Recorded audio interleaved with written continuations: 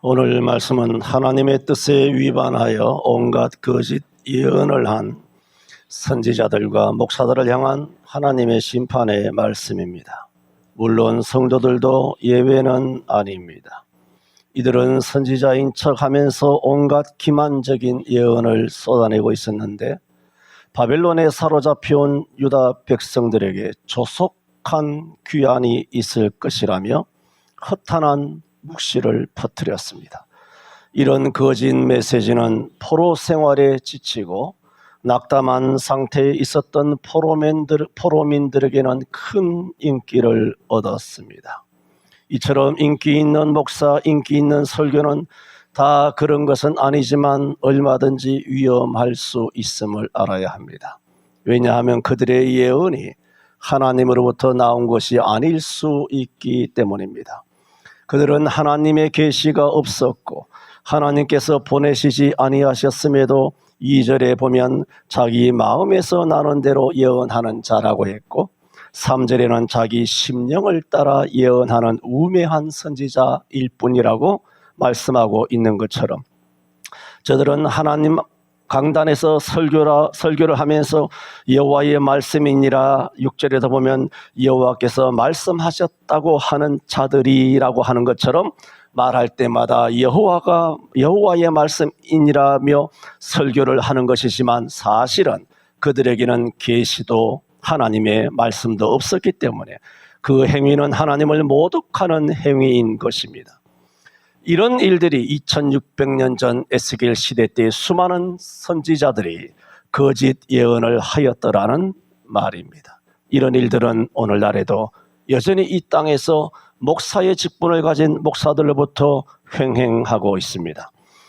그러므로 에스겔 선지자가 수많은 사역 중 직면하게 되는 어려움들 중에 거짓 선지자들의 거짓 예언으로 말미암아 야기된 유다 백성들을 세뇌시킨 그런 영적 악영향은 참으로 어려운 난관이었습니다. 얼마 전 집사람과 그런 이야기를 나눈 적이 있습니다. 내가 수십 년 목회를 하면서 젊은 청년 때부터 30대 40대까지라도 옛날에는 이단을 조심해라, 은사주의를 조심해라, 신비주의를 조심해라, 가톨릭을 조심하라, 매우 그야말로 선명하게 그런 것을 가르치기만 하면 되었는데 그런데 몇 년 전부터는 내가 일생에 터부시하였던 정말 어떻게 할 수도 없었던 그렇게 내가 존경해왔던 그런 목사들을 조심해야 한다고 가르쳐야만 하게 되어서 내가 참으로 기가 막히다 말한 적이 있습니다. 이것은 과장이 아닙니다. 실제입니다. 에스겔도 오늘 본문에 보면은 이단이나 거짓 선지자들 조심시키는 일에 있어서 난관이 있었던 것이 아닙니다. 정통 선지자가 거짓 예언을 하였기에 깊은 난관에 봉착하게 된 것입니다.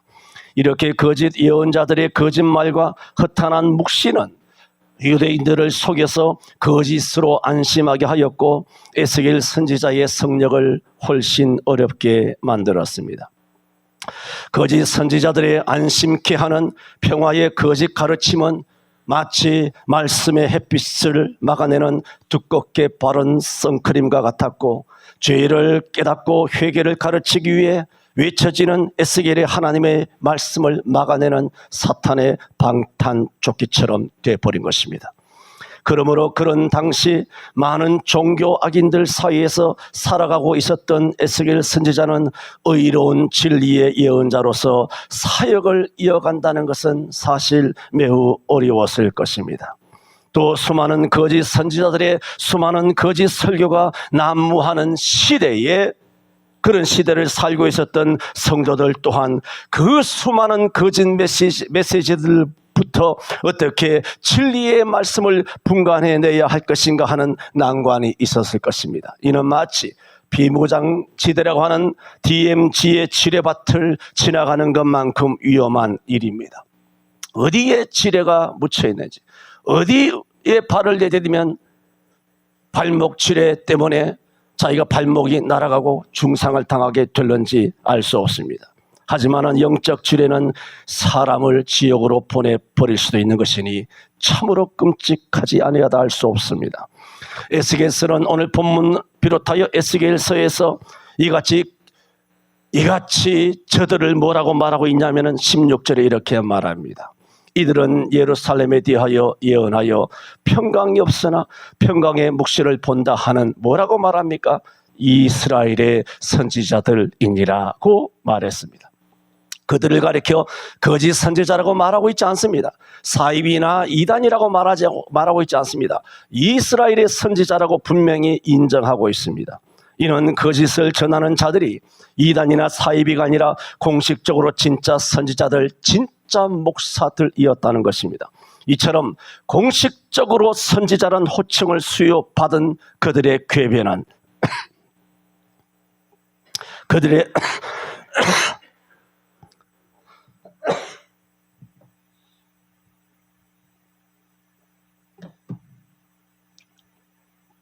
그들의 궤변은 그들의 메시지마다 안에 들어있었고 그들의 메시지의 속임은 공인된 선지자나 목사들로부터 선포되었기 때문에 더욱 위험했습니다. 왜냐하면 성도들은 사이비 교주나 이단들 같은 경우에는 그것을 걸러낼 수가 있지만 정통적인 보수 출신 교단의 목사일 경우 성도들은 무조건 믿고 따르기 때문에 그 거짓 메시지의 폭발력은 상상할 수가 없는 것입니다. 그 폭발이 바로 교회 문을 닫은 사건입니다. 목사가 시키는 대로 한 것입니다. 하나님이 시킨 적은 없습니다. 그 목사들은 정통교단 목사들이었습니다. 이단들은 문을 닫지 않았습니다.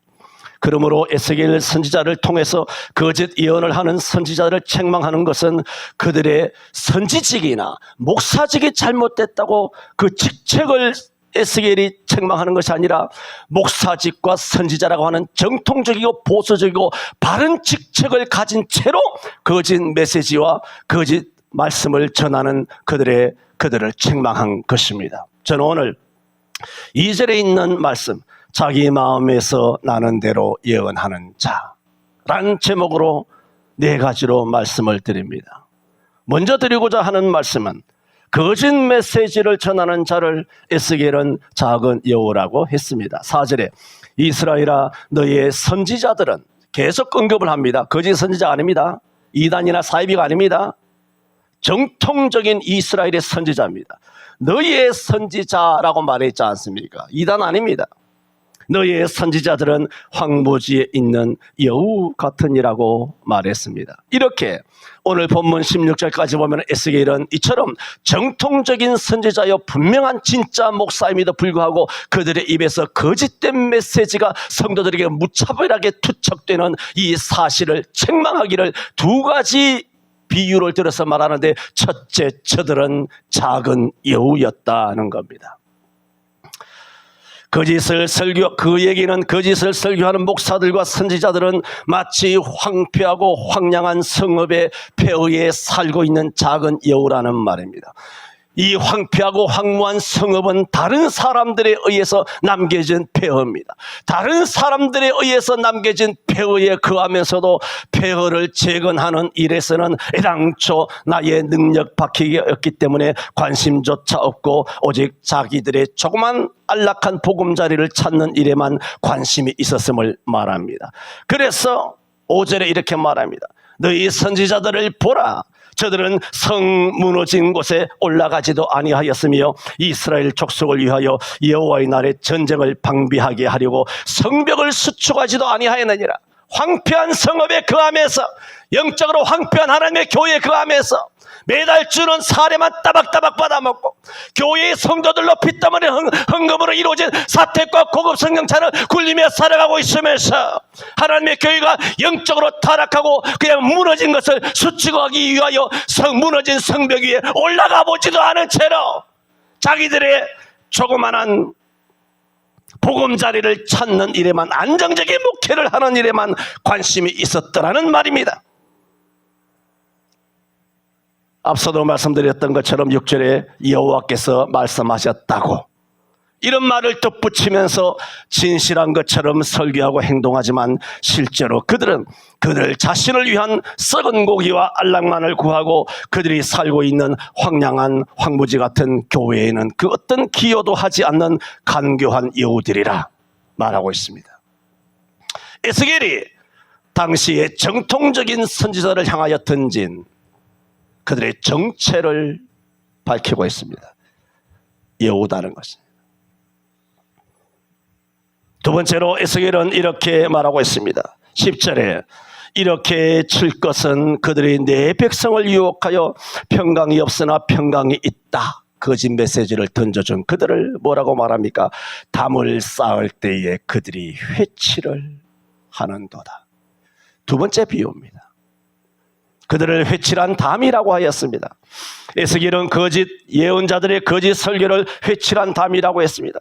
저들은 담은 더럽습니다. 갈라져 있습니다. 흠이 있습니다. 낡았습니다. 그러면 제대로 보수를 해야 되는데 두꺼운 회반적으로 덮어 씌우는 일에만 관심을 기울이고 있었더란 말입니다. 상처를 도려내고 상처를 치료하고 그러면 통증을 느낀 성도들이 떠나갈까 봐 치료하기보다는 그냥 상처를 덮어주고 은혜다, 괜찮다, 평안하다, 복을 받을 것이다, 그렇게 상처를 덮는 데만 40년 목회를 하고 있었다라는 말입니다. 그런 것은 말씀일 수 없고 말씀의 치료가 아니라 그저 세속적이며 인본주의적인 심리치료, 정신치료, 상담치료라는 부드럽고 거짓된 방법으로 수십 년간 한국교회 성도들을 속여온 것입니다. 찬양은 물론 성도들에게 위로도 은혜도 줄 수 있습니다. 그러나 찬양의 본질은 오직 하나님께만 영광입니다. 마찬가지입니다. 믿음 안에서 행하는 것은 찬양만 아니라 예배나 은혜나 봉사나 오직 하나님만을 향하는 것이어야 합니다. 그러나 이 땅 한국교회는 오래전부터 여호와께 영광을, 여호와께서 말씀하셨다 라고 말을 하지만 실상 그의 모든 중심이 여호와 중심이 아니라 오로지 성도들이 상처 안 받도록 마음적으로 심리적으로 만져주고 위로하는 데만 메시지의 초점이 맞춰져 왔습니다. 목회자들의 그런 목회 행위는 성도들의 영육간에 더럽고 추잡한 것을 그저 덮어버리고 위로라는 이름으로, 은혜라는 이름으로 저들의 추악한 죄를 그저 연약함으로 인한 것이라며 본질을 흐리며 거짓되게 꾸며왔습니다. 성도들을, 교회를 화장만 하였더라는 말입니다. 그런 행위는 거짓된 목회입니다. 그런 부흥은 거짓된 부흥입니다. 큰 교회와 교회의 화려함에 매료되고 교세의 크기와 교회의 힘을 보기를 원하는 현대인들의 눈에는 좋아 보였을 것입니다. 그러나 그것이 문재인 5년에 몰아치는 폭풍을 막아주지 못했습니다. 마태복음 7장 26절에 말합니다. 누구든지 나의 이 말을 듣고 행치 않는 자는 그 집을 모래 위에 세운 어리석은 사람 같으리니 비가 내리고 창수가 나고 바람이 불어 그 교회에 부딪혀야 그 교회가 무너져 그 무너짐이 심하더라고 그렇게 말하고 있습니다. 문재인 5년 저들은 기꺼이 정치인의 하수가 되어버렸고 우한 폐렴을 빙자하여 하나님의 교회의 문을 닫고 성도를 내쫓아버렸습니다. 서울, 경기를 비롯한 전국 대도시에 있는 교회 중 99%는 다 문을 닫았습니다. 하나님이 닫으라고 한 거 아닙니다. 그 속에 정통 신학 출신의 정통 목사들이 여우처럼 다리를 틀고 있었으며 평소 더럽고 균열된 교회의 담에다가 덕지덕지 회칠의 설교를 발라 곱게 포장하는 데만 열을 올려온 것입니다. 여러분, 한국 교인들 누구나 들어본 적이 있는 대표적인 어구가 있습니다. 나는 지금까지 한 번도 성도들에게 헌금에 대하여 강요해 본 적이 없다는 말을 자랑스럽게 말하는 목사들의 느슬의 말입니다. 이런 말을 들으면 성도들은 저 목사님은 타락한 교회 목사와 달리 성도들에게 한 번도 설교를 강요해 본 적이 없구나, 훌륭하구나 라고 합니다. 하지만 그것은 하나님의 마음에 드는 목사가 아니라 여러분의 마음에 드는 목사입니다. 이런 말을 하는 목사를 훌륭한 목사라 하는 생각이 드는 성도는 이미 그 자신이 이미 세뇌화되었고 회칠한 심령이 회칠이 되어 있다는 사실을 알아야 합니다. 정말 제대로 된 성도라면 목사의 말이 인격적이고 세련됐고 깨어있고 하는 말초적인 것에 매료되는 것이 아니라 성경적인가? 그렇게 돌아가야 합니다. 그 목사가 한 말이 성경적인가? 성경은 헌금을 강요하라시지 않았습니다. 그러나 강조하라는 말씀은 수도 없이 많습니다. 그러므로 그런 목사가 보란 듯 들려주는 나는 지금까지 한 번도 헌금을 강요해 본 적이 없다고 말하는 목사를 향하여 목사님 강요해서는 안 되지만 강조는 했었어야 했습니다라고 말을 했어야 했다는 말입니다. 성경에 헌금하라는 말씀들이 많은데 나는 헌금을 강요치 않는다라고 성경에 기록되어 있는 하나님의 말씀대로 헌금을 가르치지 않는 자라면 그것이 바로 거짓 메시지를 전하면서 자기의 인격에 회체를 하는 목사라는 말입니다. 바울은 갈라디아 1장 10절에 말했습니다. 내가 사람을 좋게 하랴 하나님을 좋게 하랴 만일 내가 조금이라도 사람에게 기쁨을 구하는 것이었다면 나는 그리스도의 종 그리스도의 목사 진짜 선지자가 아니라 나는 가짜니라 그랬습니다. 지금 대한민국의 교회의 99%의 목사들은 자기 교회의 성도들을 기쁘게 하는데 마음을 쏟고 있습니다. 이것뿐이겠습니까?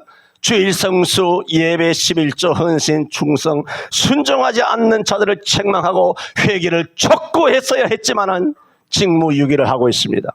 거짓을 예언하는 설교자들은 자신의 목적을 위해 교묘하게 의식적으로 망상을 꾸며왔습니다. 저들은 정부의 박해가 겁이나 피해가기 위해 이리저리 성경이나 교회사를 짜깁기 해서 소나기는 피하고 보자는 심정으로 문을 닫은 것입니다. 그런 문재인 5년만이 아니라 성도들은 문재인과 관계없이 수십 년 전부터 평소에도 절실하게 원하는 메시지가 따로 있습니다. 위로와 복과 평안입니다. 그래서 성도들은 무서운 진리보다 행복한 거짓말이 선포되기를 더 주한 까닭에 목사들은 그들을 꿰뚫어보고 있기 때문에 성도들의 비위를 맞춰주기 위하여 듣기 좋은 메시지로만 미끼를 던져준 것입니다. 여러분의 미끼를 덥석 물은 겁니다. 나는 미끼를 던졌을 뿐이고 무슨 영화의 한 대사 제목 같은데 물은 것은 네가 물은 것이고 공범입니다. 에스겔은 오늘 말씀을 통하여 이 같은 작은 여우 같은 회칠한 담 같은 거짓 예언자들이 어떻게 하나님 앞에 침을 받아서 멸하게 될 것인가 8절에 말합니다. 그러므로 나 주 여호와가 또 말하노라. 너희가 허탄한 것을 말하며 거짓된 것을 보았은즉 내가 너희를 치리라. 이것이 진짜 나 주 여호와의 말입니다.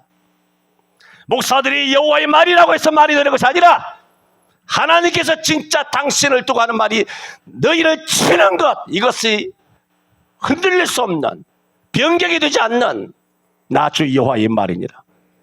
하나님께서는 나 주 여호와의 말로 빙자하여 거짓 메시지를 전하는 그들에게 똑같이 그들에게 돌려주는 메시지입니다. 나 주 여호와의 말이니라고. 내가 진짜 여호와의 말이니라고. 9절에도 그 선지자들이 허탄한 묵시를 보며 거짓 것을 점쳤으니 내 손이 그들을 쳐서 내 백성의 공회에 들어오지 못하게 하며 이스라엘의 족속의 호적에도 기록되지 못하게 하며 이스라엘 땅에도 들어가지 못하게 하리니 너희가 그때서야 나를 여호와인 줄 알리라 하셨습니다.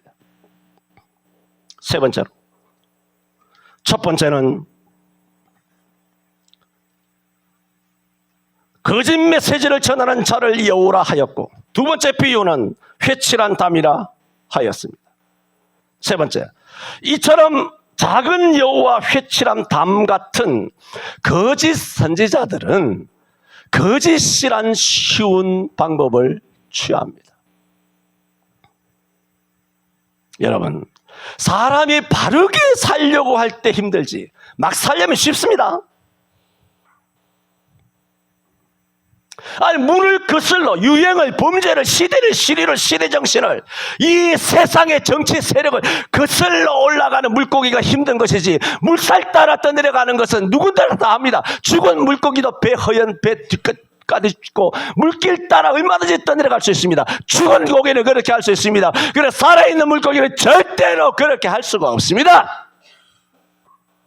그 얘기는 사람들 마음에 들게 하는 것은 쉽다는 말입니다. 거짓 예언자들의 성공적인 설교의 해악의 책임은 전적으로 선지자들에게만 있는 것이 아닙니다. 거짓 예언자들의 설교가 그렇게 된 때에는 성도들과였기 때문입니다. 그들이 선포한 거짓 메시지는 사실은 한국교회 성도들이 듣기를 원한 그 메시지였더란 말입니다. 그러므로 성도들로부터 존경받는 데 있어서 예언자들의 거짓 메시지, 거짓 설교를 하는 것은 목회를 가장 효과적으로, 가장 쉽게 할 수 있는 방법을 에스겔은 지적하고 있습니다. 작은 여우처럼 회칠한 담 같은 선지자들은 거짓된 쉬운 방법을 취합니다.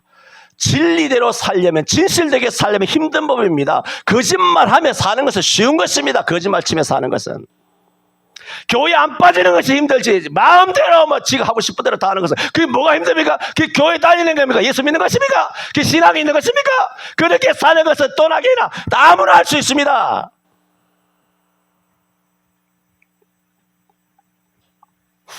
앞서 말씀드렸듯 저들은 공인된 자들입니다. 직책상으로 진정한 예언자요, 진짜 목사들이 맞습니다. 하지만 하나님의 말씀에 또 성령의 감화감동에 영적으로 귀가 막힌 목회자들이 여호와께서 이렇게 말씀하셨다, 오늘도 강단 위에서 말씀하시는 순간 그것은 이미 거짓 예언이 시작되고 있습니다. 6절에 다시 언급합니다.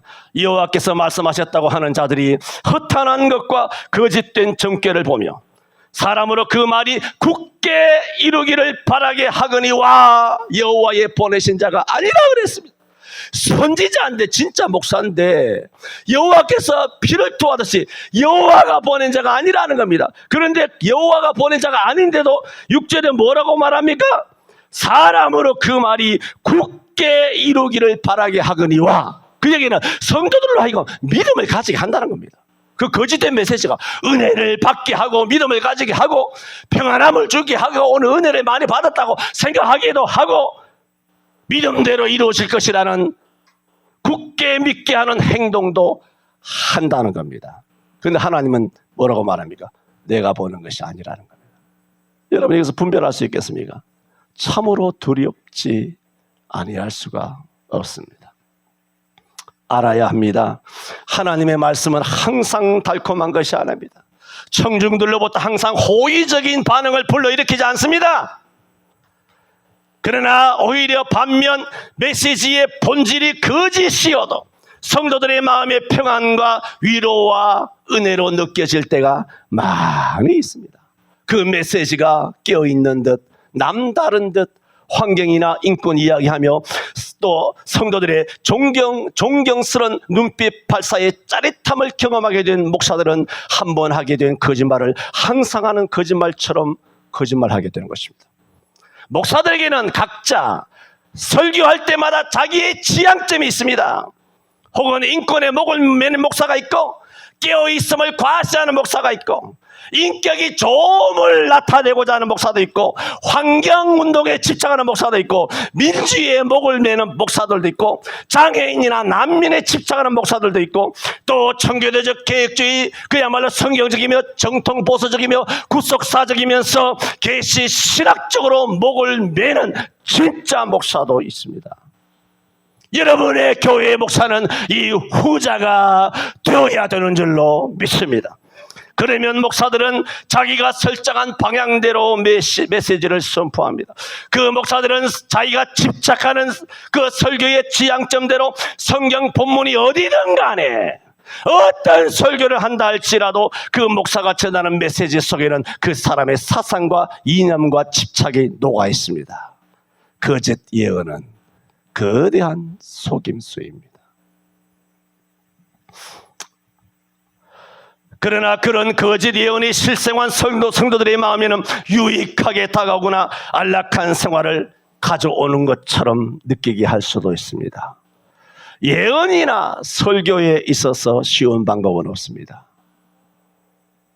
작은 여우처럼 회칠한 담 같은 선지자들은 쉬운 방법을 선택한다고 그랬습니다. 쉬운 방법이 뭘 하는 것입니까? 거짓말 치는 것입니다. 그러므로 그 메시지는 언제나 하나님으로부터 나온 것이 아닙니다. 2절 3절을 다시 보면 자기 마음에서 나는 대로 예언하는 자, 그런 자를 2절에 말합니다. 인자야 너는 이스라엘에 예언하는 선지자를 목사를 쳐서 예언하기를 너희가 6절에 여호와께서 말씀하셨다고 하나 여호와께서 내가 말씀한 적이 없고 2절에 다시 돌아가서 네 마음대로 예언을 한다. 3절에는 네 심령을 따라 예언하는 우매한 선지자에게 화 있을진저라고 하나님께서 에스겔을 통하여 이 거짓 메시지를 전하는 진짜 목사 선지자를 주님께서 쳐버린 것입니다. 마지막 네 번째로 아까 세 번째 이런 작은 여호와 회칠한 담 같은 이 선지자들은 거짓된 쉬운 방법을 취한다고 했을 때 이 같은 책임은 선지자들에게만 있는 것이 아니라 그런 메시지를 좋아하며 쫓아가는 성도들도 한국교회 성도들도 공범이다라고 말씀을 드린 바가 있습니다. 네 번째가 그렇습니다. 거짓 예언자는 누가 만드느냐? 네 번째, 거짓 예언자를 거짓 목사를 만드는 청중들. 여러분 한국교회 그런 거 많습니다. 목사가 제대로 성경대로 가르치고 뭐 주일이니 11조니 장로가 똑바로 해야 된다니 권사가 똑바로 해야 된다니 이렇게 하면 목사가 장로에게 불려갑니다. 오 장로님, 김 장로님, 나 불러내지 마세요. 여러분 이게 우습게 보이죠? 불려간다니까. 그러니까 그 목사가 어떻게 해야 됩니까? 장로 눈치 봐야 되지, 권사에게 안 불려가야 되지, 또 남전도회 안수 집사 단체 권사회, 또 뭐 여러 가지 뭐 교육위원회 기관, 각 온갖 것들 수백 수천 수만 명이 있는 성도들 앞에서 불려가지 않으려고 그렇게 말이 나지 않도록 하기 위하여 차 띄고 포 띄고 이것 띄고 다 떼고 메시지를 전하니 할 수 있는 것은 거짓입니다. 황 집사님 사랑합니다. 홍 집사님 사랑합니다. 양 집사님 사랑합니다. 훌륭하세요. 1등이에요 1등. 이정석 권사님 전도 1등이에요. 우리 장로님 기둥이에요. 야긴과 부하성의 기둥이 할렐루야. 우리 장로님 한 박수 칩시다. 이렇게 설교를 해야만 하는 겁니다. 교회 국회의원에 와서 중정부장에 와서 국정원 원장에 와서 서구청장에 와서 경찰국장에 와서 일어나서 한번 인사하시기 바랍니다. 이렇게 해야 그 공직자들에게 눈도장 받고 다음에 또 출석하고 무슨 사건이 있으면은 이렇게 서로 주거니 받거니 할 수 있단 말입니다.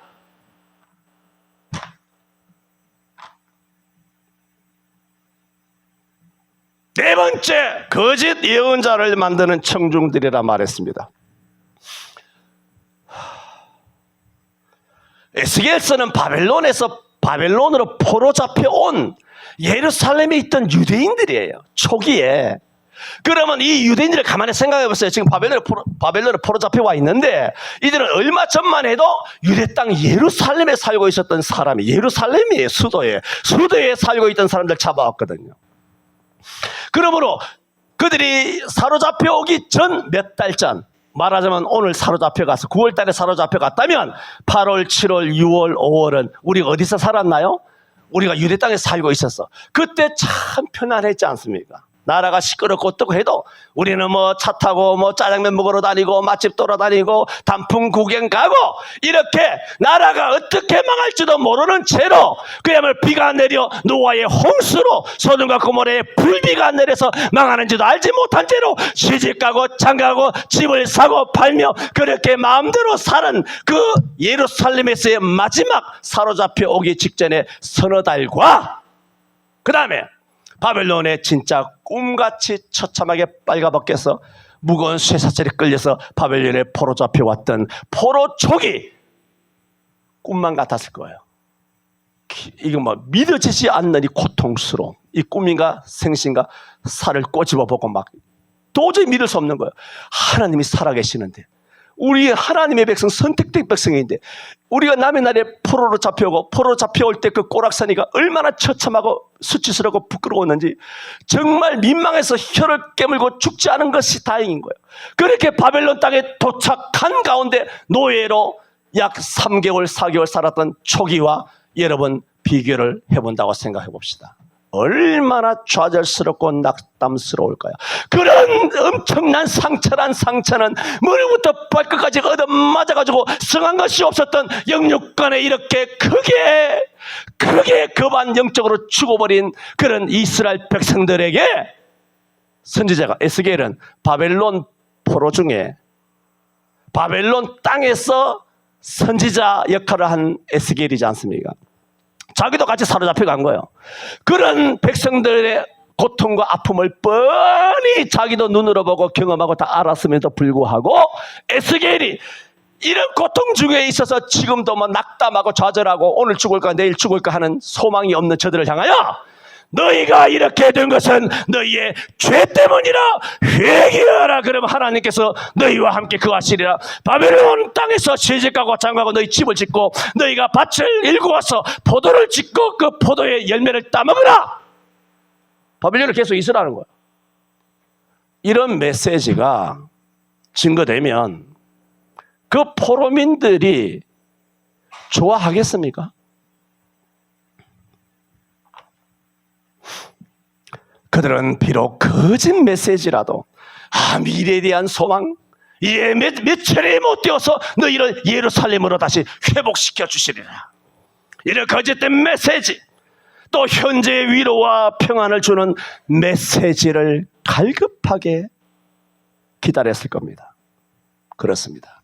인간은 누구나 자기 자신의 내부에 있는 악을 드러내는 그런 진리로부터 피하여 언급되지 않기를 더 좋아합니다. 이는 참으로 앞뒤를 상태를 파악하지 못하는 무지한 미망입니다. 이렇게 성도들은 비록 거짓이라도 그런 메시지가 누구로부터 증거되나요? 이단이나 사이비가 아니에요. 예언자나 목사들의 설교로 선포되면 더욱 좋아합니다. 왜냐하면 상대가 목사니까. 그리고 또 설교니까. 그래서 그들은 어떻게 하느냐? 안심하는 겁니다. 어쩌면 안심하고 싶은 그 심리에 목사라고 하는 직분자가 설교라는 행위를 통하여 거짓된 메시지를 전했지만은 안심하고 싶은 마음에 그 메시지를 받아들이고 기뻐하고 의지를 했을 것입니다. 하지만 그런 것은 아셔야 합니다. 여호와를 의지함도 아니고 말씀을 의지함도 아닙니다. 오늘 하나님께서 말씀하셨죠. 여호와의 말씀이니라 라고 하였지만 여호와의 말씀을 의지하는 것이 아니라 자기 마음에 나는 대로 심령에 나는 대로 예언을 하는 것이라고 하나님께서 단호하게 잘라버리신 것처럼 그런 식으로 선지자만 아니라 그런 메시지를 듣고 그것을 은혜라 평안이라 이것이 안심이다, 안심하다, 평안하다 이런 거짓 메시지에 의해서 그런 안심감을 느끼고 왜? 교회에서 목사님 예배 시간 설교를 했는데 그것이 성경이잖아. 그러니까 그 메시지가 이게 참인지 거짓인지로 분간에 안 가고 그러나 설교니까 그저 은혜가 되고 안심이 되는 거예요. 지금 말씀드립니다. 이런 것은 여호와를 의지함이 아닙니다.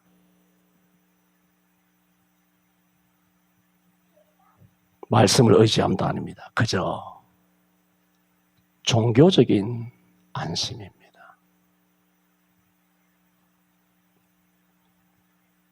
거짓입니다. 그러므로 에스겔의 거짓 예언자들에 대한 비난은 사실 거짓 메시지를 원하는 회중들을 향한 비난이기도 했습니다. 진정한 진짜 성도라면 진정한 설교자와 마찬가지로 여호와의 말씀을 대하는 자신의 태도에도 여러분에게도 공동적인 책임이 있음을 알아야 합니다. 참된 성도는 위로를 가져다 주는 말씀이든 고통을 가져다 주는 말씀이든 하나님의 말씀이라면 귀를 기울일 준비를 가지고 있는 사람입니다. 거짓 메시지는 궁극적으로 해악입니다. 거짓 예언은 종교적인 중독 상태에 빠지게 합니다. 그런 거짓 예언은 영적 감각을 둔하게 만들고 눈을 어둡게 하고 종교적 공상적 이상을 만들어낼 뿐입니다. 그 특징이 뭔지 아십니까? 비성경에도 순종하게 됩니다. 그것은 여러분 이미 약물에 중독됐다라고 생각하면 딱이에요. 비성경인데도 여러분 움직입니다. 왜? 목사님 말씀이니까. 나 혼자 괜히 이렇게 해서 교회 분란을 일으켜서 되겠느냐? 다른 사람은 다 목사님 말씀 옳다고 하는데 내가 그렇게 해서 되겠느냐? 그래서 그저 착한 사람이 되라는 메시지를 연불 외우듯 외우는 것입니다. 그래서 제가 거두절미하고 말하면 오해하지 마시기 바라고, 여러분이 이미 들은 바가 있기 때문에 다시 언급한다면 내가 착한 사람 되지 말라고 말한 바 기억하십니까? 착한 사람 되지 마세요. 거짓 목사들이 이야기하는 거짓 메시지 말하는 그 착한 사람, 세상의 소금, 세상의 빛이 되면 여러분은 종교적인 중독에 걸리는 것입니다. 약물 중독은 조기에 발견하면, 그래서 적절하게 치료하면 회복 가능성이 높아집니다. 그러나 한국교회처럼 거짓된 메시지에 중독된 자는 그 영혼이 음부에 떨어질 수도 있습니다. 저는 오늘 에스겔 13장 1절에서 16절까지 말씀을 통해서 마음에서 나는 대로 예언하는 자 말씀을 드렸습니다. 기도합니다.